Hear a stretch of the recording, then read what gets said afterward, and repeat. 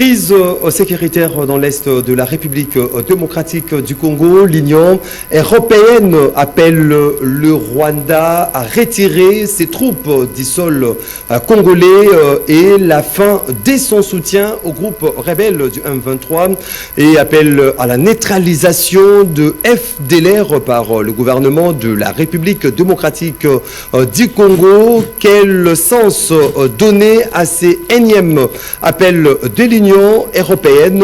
Évoquer le FDLR, n'est-ce pas là une confusion dans l'objectif de ne pas parvenir à la résolution de ces conflits qui a duré plus d'une décennie dans l'Est de la République démocratique du Congo?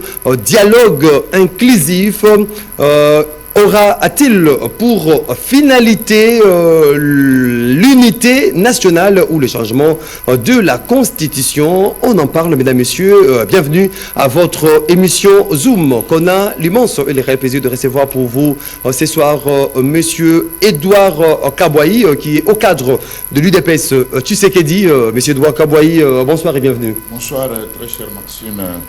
Mes salutations à nos téléspectateurs. C'est donc que nous demandons qu'ils puissent nous accorder leur attention soutenue parce que c'est du Congo que nous allons aborder. Et puis à vous-même, à toute l'équipe qui vous accompagne. Vous êtes bien portant et je signale que c'est votre première participation à cette émission pour l'année 2026. Effectivement, voilà pourquoi je présente mes meilleurs vœux.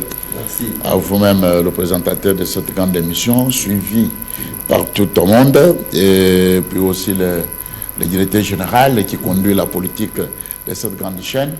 Nous rendons aussi grâce à Dieu qui nous a permis à ce que nous ayons le souffle de parler du Congo pour les Congolais. Donc c'est à cela que nous nous portons bien par la grâce du Seigneur. Oui, bien par la grâce du Seigneur. M. Edouard Kabouayi, avant d'analyser ou de décrypter le différent sujet par moi énoncé à l'entame de cette émission, j'aimerais que vous puissiez placer un mot à cette annonce de l'Afrique du Sud qui retire ses soldats de la MONUSCO. Comment avez-vous saisi cette information? Non, bon, c'est de bons droits. Pourquoi? Parce qu'en tant que pays contributeur dans ce nombre d'effectifs de cette organisation des Nations Unies pour le maintien de la paix, alors c'est un pays souverain. Du moment qu'ils voient que maintenant le temps est proche et qu'ils peuvent retirer leurs troupes qui faisaient partie dans cette organisation, bon, en tout cas, c'est de bons droits, c'est de leur souveraineté. Mais nous, ce qu'il faudrait faire, à ce qui nous concerne, nous, c'est mettre notre armée en puissance pour faire face à toute éventualité. N'est pas tellement... Bon, vous savez, nous avons une charte des Nations Unies, nous avons aussi une charte de l'Union africaine, dont aucun pays ne peut survivre de lui-même. Donc il ne peut pas exister aussi de lui-même. Il y a toujours des rapports de force, des rapports bilatéraux, multilatéraux, dont nous sommes consignés à vivre ensemble dans cette charte-là. Bon, du moment que nous nous mettions ensemble et qu'à un certain moment, on trouve que bon, l'objectif qu'on avait besoin d'être partisan dans telle ou telle organisation a été atteint, ou bien il y a quelque chose ou quelque quoi qu'il faut encore revoir. Bon, en tout cas, ils sont libres en tant que pays souverain de demander à ce que les troupes se retirent et que la MONUSCO puisse se ressaisir davantage pour encore faire une adhésion massive. Vous savez, cette organisation de la MONUSCO, hein, bon, à un certain moment, avait tellement découragé beaucoup de pays contributeurs. Mais bon, c'est normal. Je crois qu'ils vont quand même rectifier les tirs et puis voir comment cette fois-ci aller dans une très bonne direction. Il y a une certaine opinion qui doute même de l'efficacité de cette mission, de par sa composition. Il semble que le pays qui ont envoyé leurs soldats sont de pays qui ne sont pas vraiment réputés en termes d'armement et que la MONUSCO est inefficace juste pour bouffer l'argent. Mais bon, par rapport de par sa composition. Voilà, bon, dans un autre sens aussi, pourquoi normalement, par rapport à leur vocation, En tout cas, la MONUSCO devra être une force imposante. Oui. Pourquoi? Parce qu'ils ont pour mission de maintenir la paix. On ne peut jamais parler de la paix sans une force imposante ou intransigeante ici. Mais vous allez voir que départ leur vocation là, bon, avec ce que nous voyons sur le terrain, surtout dans la République démocratique du Congo, avec tout ce que nous avons vu, avec vous constater depuis qu'ils sont ici dans notre pays et que les mêmes poches d'insécurité reste à désirer. Pays, en tout cas, ça reste à désirer. Mais nous leur demandons quand même de rectifier. Pourquoi? Parce que si tout le pays contributeur, alors commence déjà à se rebiffer par rapport à leur partition à cette organisation, je crois qu'en tout cas, ils doivent revoir encore mieux faire pour que tout ce qui contribue trouve vraiment leur compte. Vous ne pouvez pas dire que l'armée sud-africaine, ce n'est pas une armée, elle n'est pas blaguée.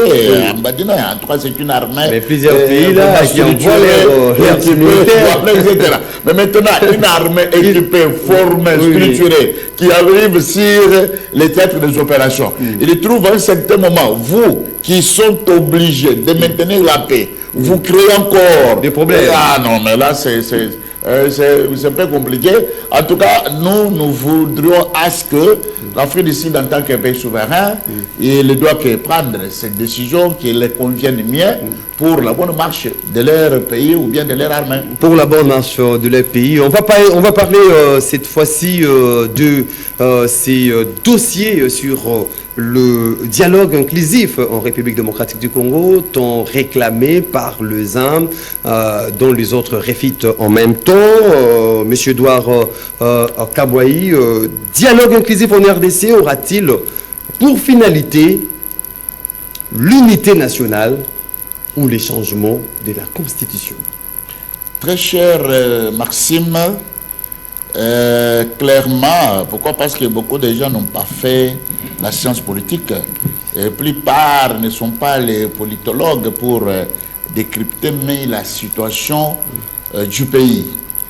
La crise que traverse notre pays, nous en avons toujours clamé haut et fort avec vous, que c'est une crise sécuritaire si majeure qui ne date pas de l'avènement de Félix-Antoine Tshisekedi Tshilombo à la mastodonte RDC, une crise datant de 3 décennies. Ce qui voudrait dire que à une si grande crise, en tout cas, ça va d'abord nous animer, nous, les fils et les filles de ce pays, de nous galvaniser ensemble pour vaincre cette crise si majeure. Pourquoi? Parce que il n'y a aucune arme du monde qui peut vaincre la volonté souveraine. Et d'ailleurs, si nous sommes unis et déterminés, cette crise ne devrait pas continuer jusqu'au jour d'aujourd'hui. Et retenez pour dire, très cher Maxime, aucun dialogue pendant une crise sécuritaire comme nous la vivions peut arrêter cette crise-là. Aucun dialogue intercongolais n'a aucune solution à la crise sécuritaire. Parce que la crise sécuritaire, elle est sécuritaire par rapport aux armes, par rapport aux renseignements, par rapport au vol de nos richesses, par rapport à tout ce qui se passe. Alors, il ne faut pas dire qu'avec des paroles comme ça, alors cette crise terminera. Comme ce que nous avons vécu avec vous en 1900, je crois, en 2000 ans, si j'ai une bonne mémoire, en 2001, mais nous avons eu ces mêmes dialogues, ces fameux dialogues en Afrique du Sud. D'ailleurs, à cette époque-là, voilà, qui est un peu différent avec cette époque. Pourquoi? Parce que l'appel qui a été lancé pathétique à tous les belligérants était à la convenance que, bon, vous déposez les armes, allons autour d'une table, parlons Congo, parlons pays. On ne peut plus continuer à marcher sur le sang de nos compatriotes pour présider à la destinée de sa peuple. Et nous avons eu ce dialogue, très cher Maxime. Nous sommes les participants de ce dialogue. Nous avons pris la part active vraiment à ce dialogue. Mais vous savez, au finish, nous avons obtenu un accord. Cet accord qui est appelé l'accord global est inclusif. Nous sommes quittés d'Afrique du Sud pour regagner le pays, afin de voir comment gérer les choses. Mais, cher Maxime, ce qui a été convenu en Afrique du Sud n'a jamais fait l'objet de stricte applicabilité ou application. Parce qu'il y avait d'abord le préalable dans ces dialogues, devront permettre à ce que les pays, cette fois-là, puissent décoller dans une autre direction. Mais la chose qui n'était pas est arrivée selon les souhaits, selon les termes et la lettre même de cet accord et de l'accord. Mais quand nous avons eu rien du tout.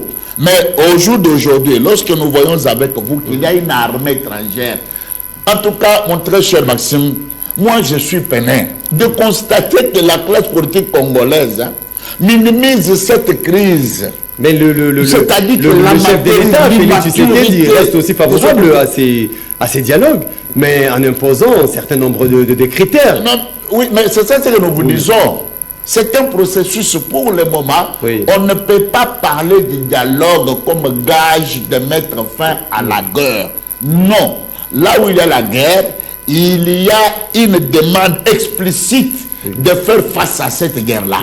C'est que nous devons d'abord affronter les ennemis, les adversaires, reconquérir nos territoires sous occupation. Allez, repousser l'armée étrangère à sa destination. Expédier la guerre d'où elle est venue. Enfin, dès que la guerre est finie, très cher Maxime, ce qu'il faudrait faire, c'est quoi? C'est demander maintenant à nos compatriotes déplacés de regagner leur maison, regagner leurs champs, regagner leur bétail, regagner tout, etc. Et à partir de là, on peut trouver maintenant un cadre de nous-mêmes en tant que Congolais pour s'asseoir autour d'une table, pour que nous puissions maintenant nous interroger, nous, qu'est-ce qui nous pousse souvent que cette guerre continue? Une fois j'étais ici chez vous dans ces très belles, dans ces très comment vous nous offrez? Vous ne pensez pas qu'aujourd'hui, si on en prête l'hypothèse développée par vous, attendre d'abord, finir cette guerre par la voie militaire et regagner le pays, voir comment s'asseoir et discuter, pensez-vous qu'on aura vraiment ces dialogues aujourd'hui? Mais, papa, ce n'est pas d'abord la priorité pour le moment, pour l'instant. C'est prioritaire. C'est prioritaire pour certains opposants. C'est prioritaire pour certains opposants. Les compatriotes de l'Est que maintenant, là, il faut aller au dialogue. J'insiste. Je mets quiconque au défi. Mais on parle d'un dialogue inclusif. On parle d'un dialogue inclusif qui mettra aussi le rebelle sur cette table, mais dont le chef de l'État ne veut pas. Très cher Maxime, d'abord, pour résoudre un problème, il ne faut pas en créer un autre problème. On ne peut pas revenir à ce que nous avons toujours dit avec vous. Les mêmes effets, les mêmes causes produisent les mêmes effets. Je venais de vous relativiser ce qui s'était passé à ce dialogue de l'Afrique du Sud.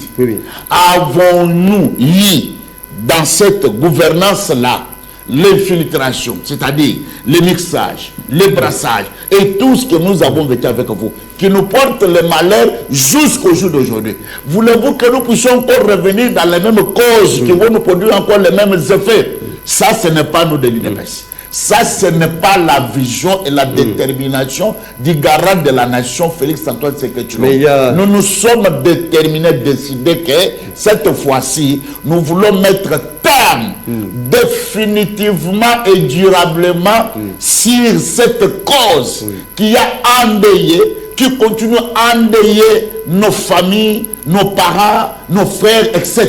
Il faut, et alors il faut, dans les 6 axes, après que le peuple ait retiré sa volonté à notre gouvernance pour que nous continuions à leur présider, en tout cas, nous nous sommes dit que la sécurité doit être pour tous. C'est l'un des axes dans notre gouvernance. Ce qui vous dit que la guerre d'agression ne termine pas avec un dialogue. Nous sommes agressés, nous devons nous battre sur tous les fronts. afin que nous puissions expédier la guerre d'où elle est venue. Et à ce moment-là, parce que je mets quiconque à défi. Je vous dis cette vérité, cher Maxime, même si nous dialoguons aujourd'hui, la guerre là ne prendra fin. Mais ce Kadam ne retirera pas ses troupes sur notre sol. Tenez pour vous dire ce que je vous dis ici. Or, ce qu'il faudrait faire, c'est forcer Kadam et ses troupes de quitter sur notre sol et mettre une force d'interposition, une armée dissuasive sur tous les contrôles frontaliers. Et à ce moment-là, du moment, parce que ne faut pas, en tout cas, il ne faut pas demander seulement que le dialogue là soit inclusif au moment où les deux provinces si majeures de la République du Congo est impasse dans la situation de guerre. Non. Donc il ne faut pas exclure. Là, ce ne serait même pas le dialogue inclusif.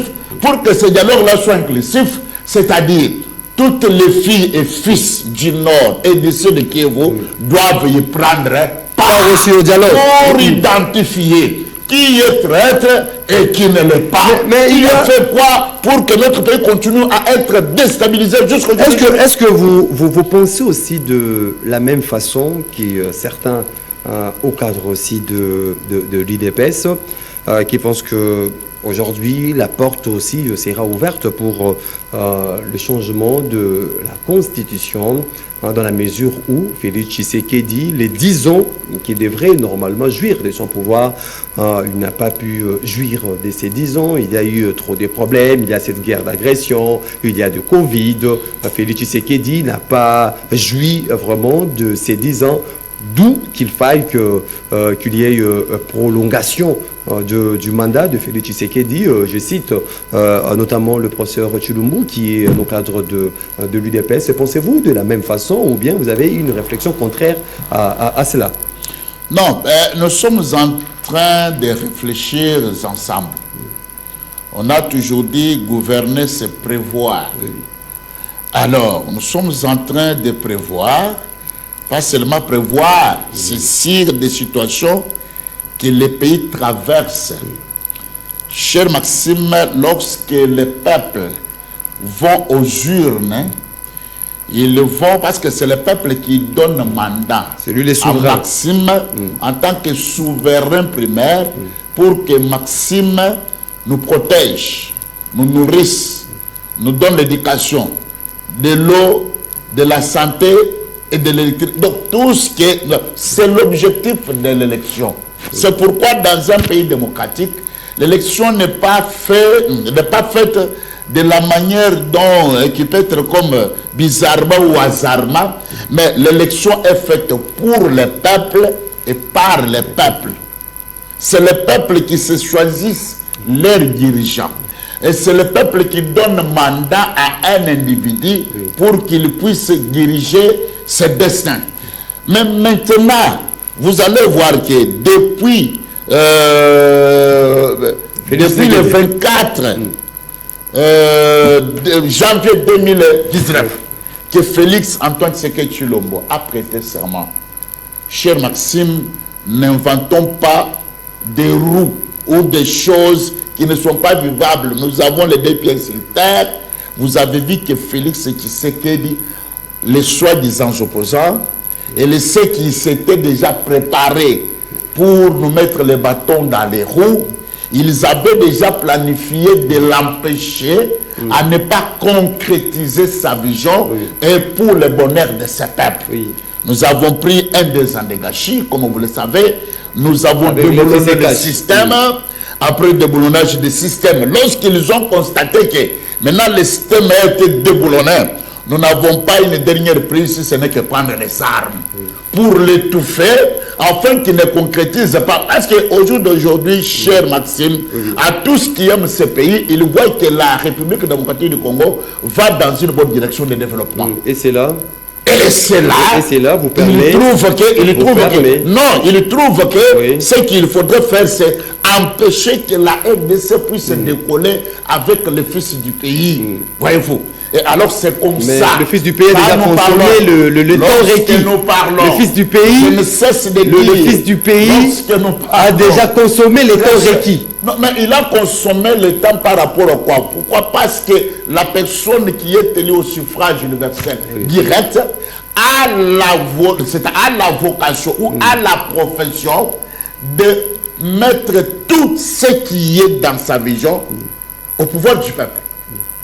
C'est-à-dire, plus de 100 quelques millions d'habitants.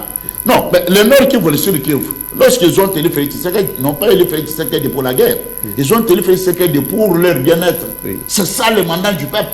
Mais maintenant, lorsque vous interrompez le mandat en exercice d'un président élu démocratiquement, les constitutionnalistes vous disent, hein, il est en droit de se représenter. Oh, ça c'est quel juriste?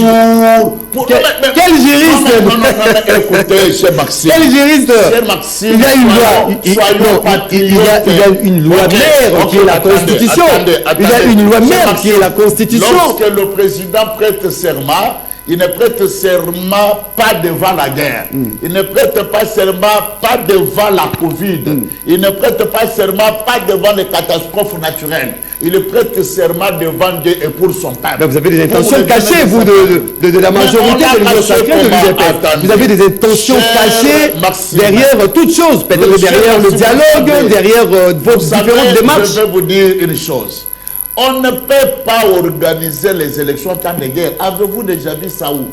Citez-moi tout simplement un seul pays dont ils sont en guerre, ils ont organisé les élections. Donc vous orchestrez cette situation pour vous permettre de ne pas organiser les élections. Ce n'est pas une situation de la bonne volonté de Félix Antoine Tshisekedi. Ce n'est pas une situation voulue par les Congolais. Les Congolais, ils avaient donné le mandat à Félix pour leur bien-être.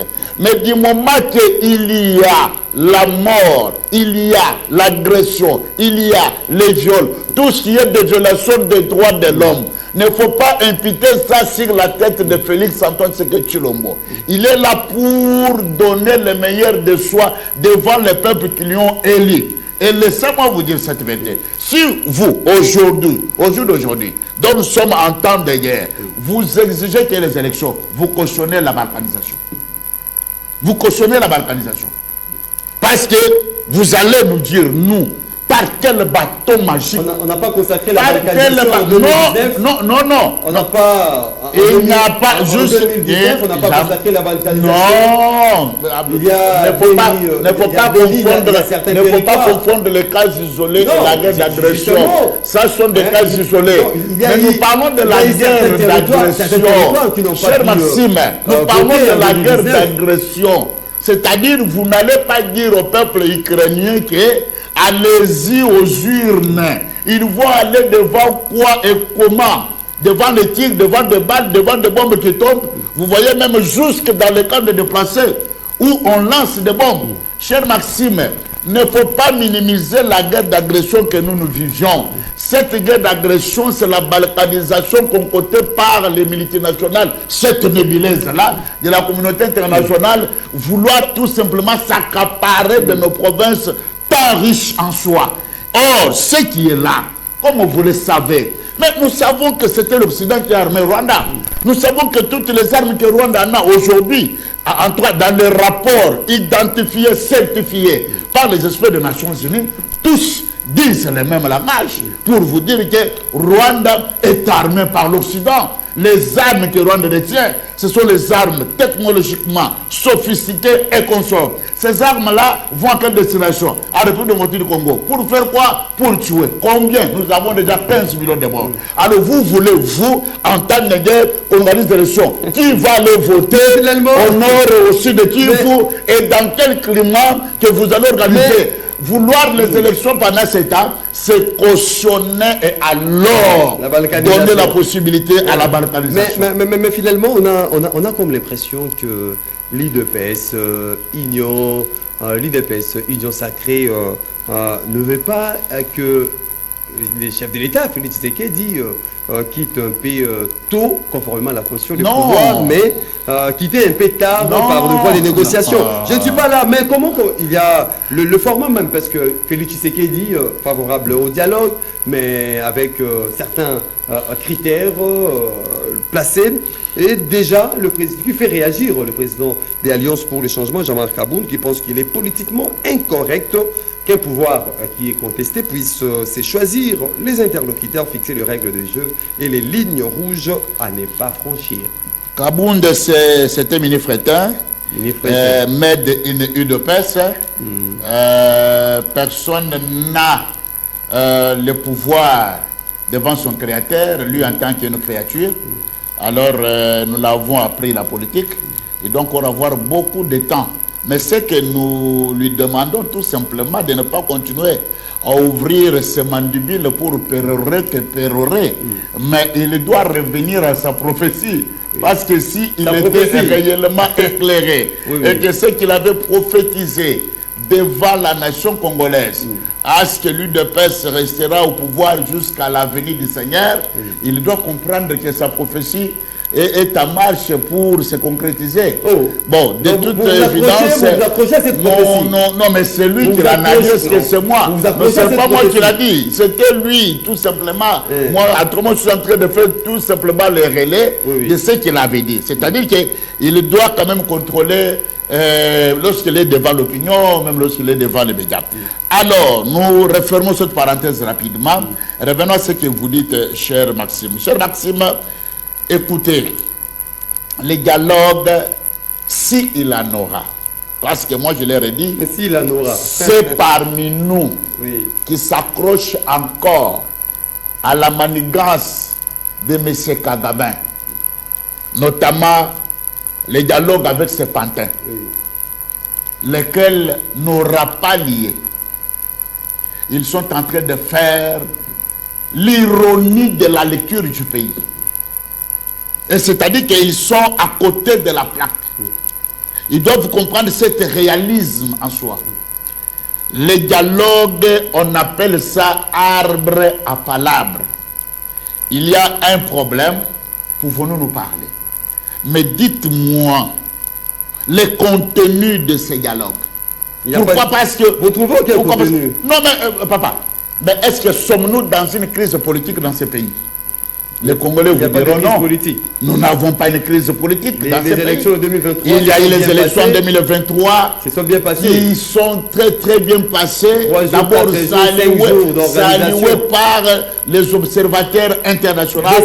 Et je vous dis cette vérité, une élection, en tout cas s'inéditée, jamais dans l'histoire, qui a été transparente et participative. Transparente combien de jours d'organisation? Lorsque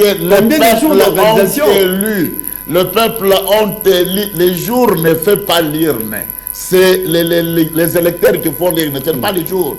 Alors, une république à la dimension continentale comme la RDC, mon frère Maxime, même si ça pouvait prendre des semaines, c'est le temps de récolter les voix, le temps de compiler les voix, le temps de récupérer tout ce qui a été effectué dans cette opération en arrière-pays.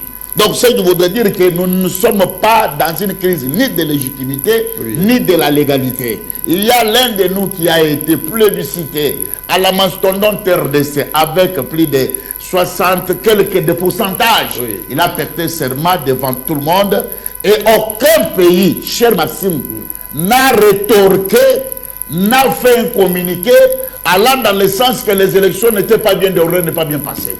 Nous ne sommes pas dans cette crise-là.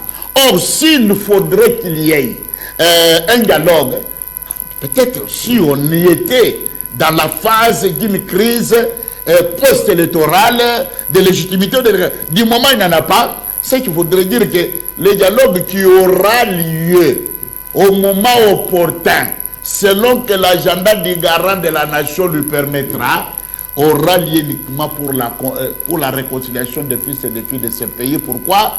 Parce que à cause de la traîtrise, à cause de l'infiltration du Rwanda, jusqu'au jour d'aujourd'hui, la RDC, un grand pays dont Rwanda peut faire combien de temps, nous continuons toujours à se gêner et nous ne voulons pas cela. Et c'est là que le chef a dit que parmi des conditionnalités pour les participants, non pas ceux qui ont le sang sur leurs mains, qui doivent y prendre part, non pas les rebelles, non pas ni Kabila, ni Nanga, parce que Kabila qui est chef rebelle de l'AFC, Nanga qui est son collaborateur. Et d'abord, au jour d'aujourd'hui, toutes les vérités se sont mises à la une. On sait Voilà. très bien que c'est le Rwanda qui... Voilà, qui dirige cette histoire. on va prendre ces derniers points. C'est pas maintenant, cher Maxime. On va On prendre va demander la régie de on va, revoir. on va prendre ces derniers points sur la crise sécuritaire dans l'Est. On en parle déjà avec cet appel de l'Union européenne qui appelle le Rwanda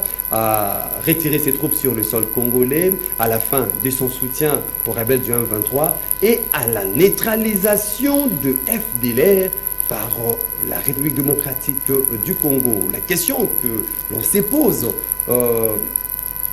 on n'a jamais vu le FDLR attaquer le Rwanda, mais Monsieur Edouard Okabouaï, quel sens donnez-vous à ces énièmes appels de l'Union européenne et évoquer aujourd'hui la question de l'FDLR n'est pas prêter confusion dans la résolution de ce conflit?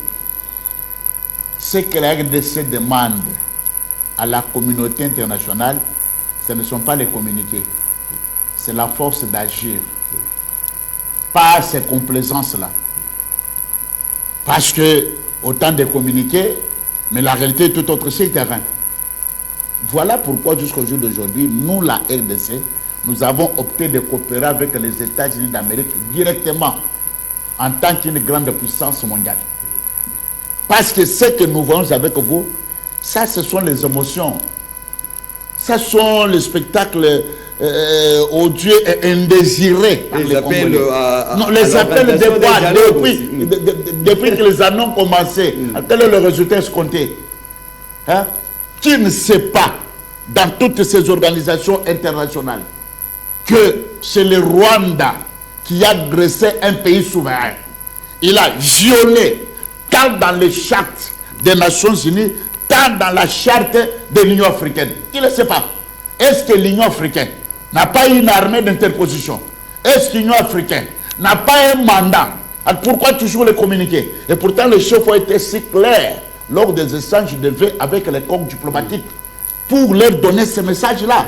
Vous avez suivi lorsque lui-même Rwanda, qui n'a pas voilé sa face, qui vous a dit à la face du monde que celui qui mène la guerre en RDC, via son ambassadrice aux États-Unis d'Amérique, qui a été convoquée dans ce speech des congressmen, qui est le même message relayé par leur ministre des réseaux sociaux qui a confirmé. Le même message confirmé par les panthères Nanga que nous sommes en collaboration. Donc c'est le Rwanda qui mène la guerre. Mais dans toutes ces violations-là, qu'attendez-vous, vous, l'Union africaine? Alors vous allez rester dans votre coquille vide là, seulement pour lancer des communiqués aux l'Union européenne. Par contre, eux-mêmes, l'Union européenne là, mais ce sont eux qui ont armé Rwanda. Hein? Les armes qu'en détient Rwanda, c'est l'Union européenne. Est-ce qu'ils nous voient, nous, comment? Nous sommes un État souverain. Nous allons nous assumer devant l'histoire, très cher Maxime. Et je vous dis cette vérité. Vous voyez cette agression dont on a donné la connotation d'une rébellion congolaise à très bientôt prendra fin. Nous allons nous regarder droit dans les yeux avec ces fameuses organisations dites Union africaine ou Union européenne, etc. Pour nous en sommes où? Nous allons nous battre en tant que les hommes. De la même manière, nous sommes battus à l'indépendance, ce n'était pas facile. Nous, notre génération ici, cher Dan, ne passera pas voir notre pays balkanisé. Nous allons nous battre. Nous ne sommes pas dans le communiqué. Ils doivent prendre les sanctions. Le fait pour... Et vous parlez de communiqué, bien sûr. Mais si nous arrivons un peu à analyser un peu certaines formulations, lorsque on demande de neutraliser le FDLR, où sont ces FDLR? Était-il un péché pour le gouvernement congolais lors de ces sommets à Luanda? À l'époque, Lutondola, ministre des Affaires étrangères, a accepté ce plan de neutralisation des FDLR. Était-il un péché? Aujourd'hui, j'ai comme l'impression que ces FDLR nous collent au dos, pendant qu'en réalité, c'est une force inexistante et ces hommes sont inexistants dans l'Est de notre pays. Je vous dis, cher Maxime, ce discours larmoyant nous n'en avons plus besoin dans notre pays. Et des postures de compassion, nous n'en avons plus besoin. Aujourd'hui, tous, c'est là que moi je suis content, à ce que les États-Unis d'Amérique sont clairs dans leur dit. Ils vous disent que le M. Kagame a utilisé les alibis, les prétextes, c'est-à-dire qui est contraire à la réalité sur le terrain. Une force qui est déjà résiduelle, qui n'a jamais ni attaqué, ni semé la menace, ni semé l'intimidation, ni semé la déstabilisation. Aucune balle n'a jamais tombé au Rwanda, que cette balle provienne à la source des FDLR. Alors, tous ces discours-là, ce sont les discours larmoyants. Nous n'en avons pas besoin. Parce qu'au jour d'aujourd'hui, la communauté, vraie communauté internationale, notamment les États-Unis d'Amérique avec Donald John Trump, ils vous disent que les FDLR, que Rwanda était venu chercher en RDC, c'est l'or, c'est l'uranium, c'est le cobalt, c'est tout ce qu'ils ont pillé des paisibles citoyens, c'est tout ce qu'ils ont confisqué. Ils ont même déporté la jeunesse congolaise du nord et sud de Kivu chez eux pour qu'à l'avenir, qu'ils puissent en créer encore un autre monstre disant que c'est une rébellion congolaise qui réclame leur part à la gouvernance. Or, ce n'est pas cela, mon très cher Maxime. Par contre, nous avons dit, dans l'espace que nous sommes les respectueux des tests, nous sommes les respectueux des tests, nous avons dit, si réellement si, et que ces FDLR existent, dans un mécanisme cadré, et concomitamment avec le Croix-Rouge international, on identifiera maintenant qui est FDLR et qui ne l'est pas. Alors, s'il y aura les FDLR, c'est-à-dire les cobalt, l'or, tous les choses que nous avons, qu'ils ont venus chercher. On a dit non. Les FDLR que vous avez déjà pris là, c'est beaucoup. Laissez les FDLR qui sont restés au bénéfice des propres patriotes par rapport à leur mère patrie. Donc nous n'allons pas laisser ces histoires. Les FDLR n'existent pas. Les FDLR, c'était de l'or, c'était de tout ce qu'ils ont eu. Mais cette fois-ci, nous allons mettre fin avec les FDLR qui sont restés chez nous. Voilà, on dit les temps filent plus que même une flèche. Voilà, on est vraiment à la fin de cet entretien. La rédaction donnait même 5 minutes. Vous pouvez placer peut-être votre dernier mot, parce que en vous entendant parler, vous célébrez ces partenariats entre les États-Unis et la RDC comme un partenariat qui viendra en fait finir cette guerre de l'Est. Qu'est-ce que vous rassure tant par rapport à ces partenariats, et puis ça sera votre mot de la fin? Non, ce qui nous rassure, parce que nous avons des partenaires engagés, volontiers, qui veulent à ce que nous puissions nous en tenir en relation internationale. Or, par rapport à la diplomatie est une connaissance des traditions qui règlent les relations entre les États. Et aussi, elle concilie les intérêts de chaque pays respectif. Nous sommes dans une coopération gagnant-gagnant. Nous restons dans ces principes-là, cher Maxime, pour le développement de nos deux pays respectifs, pour la création d'emplois et pour booster nos économies respectives. Et ici, vous allez voir que nous sommes devant un président engagé. Or, pour mieux coopérer dans un bilatéral, il faut d'abord que la sécurité prime au-dessus de toutes choses. Alors, ceux qui s'étaient en train de balbutier, tergiverser, disant que non, nous avons bradé, il n'y a pas une richesse congolaise qui doit faire l'objet d'une bradation quelque part là. Alors, c'est ça notre assurance. Pourquoi? Parce que vous avez vu, de leur côté, ils sont allés vite par rapport à ce que nous avons comme cahier de charges dans ces bilatérales. Alors, nous croyons dans un avenir proche, ça sera pour le bien-être de notre peuple. Et alors, nous allons dire à ce peuple que cette guerre d'agression nous impose, nous expédiée par l'Occident via le Rwanda. Nous disons à notre peuple qui a été congolonisé dans une rébellion.